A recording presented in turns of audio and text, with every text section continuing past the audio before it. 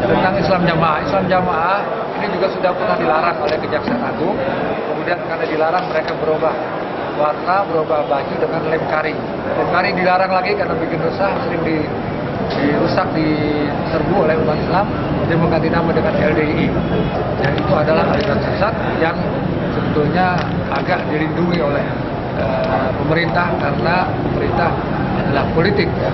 Di zaman pemilu-pemilu dulu mereka masuk Golkar dan Golkar melindunginya.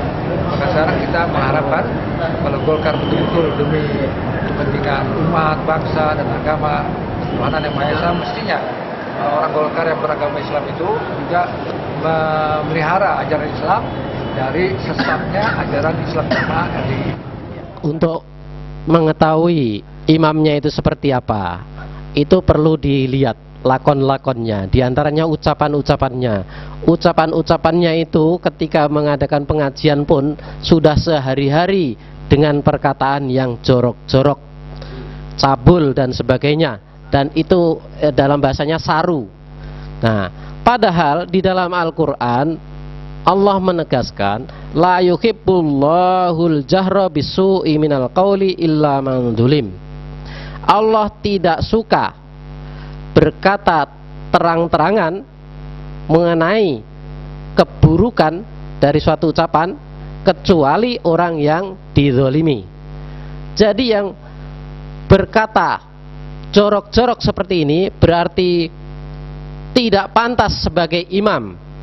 Sebagai orang muslim biasa saja berarti sudah melanggar surat An-Nisa ayat 148 ini. Allah tidak suka, malah dia sehari-hari, dan itu di depan jamaah. Ini imam cap apa kalau seperti ini? Itu satu sisi.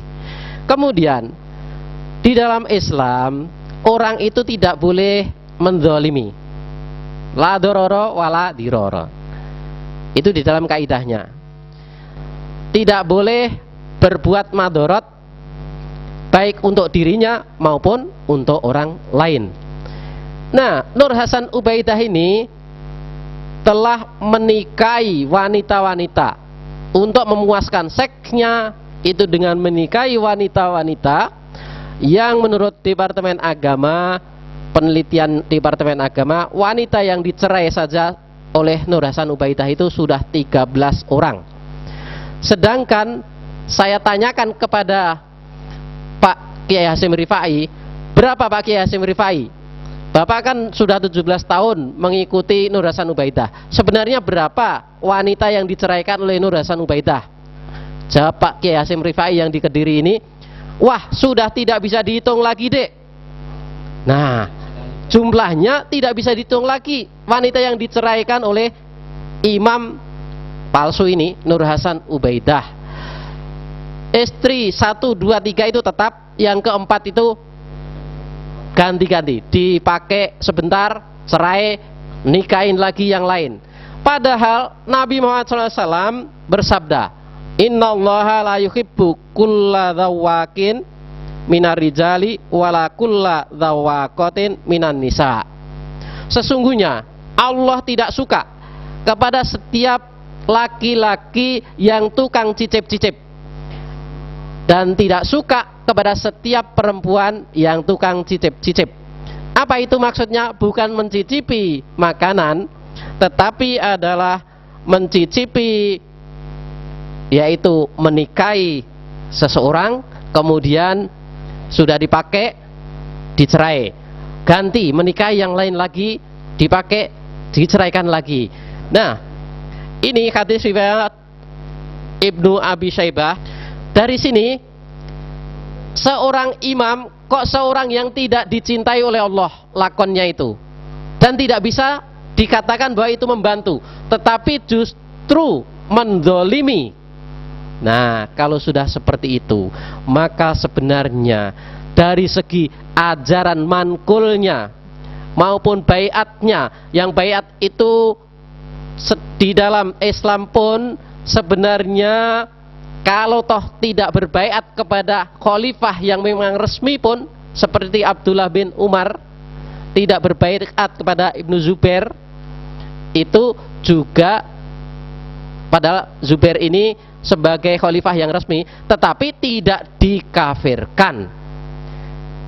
Ini hanya tidak berbaiat kepada Nur Hasan Ubaidah di dalam LDI sekarang, itu dikafirkan. Nah, ini berarti dari berbagai segi pengkafiran terhadap umat Islam oleh LDII atau dulu namanya Islam Jamaah ini benar-benar sudah di luar ketentuan Islam.